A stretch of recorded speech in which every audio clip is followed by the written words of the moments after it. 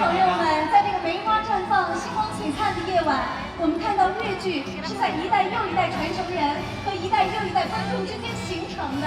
我们感谢全省各地、全国各地奔赴而来的观众朋友，你们用热爱和演员们共同成就了粤韵流芳。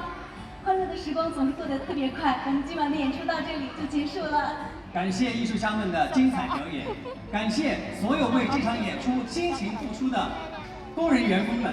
是的，亲爱的朋友们，我们下次幸福的相聚，再见！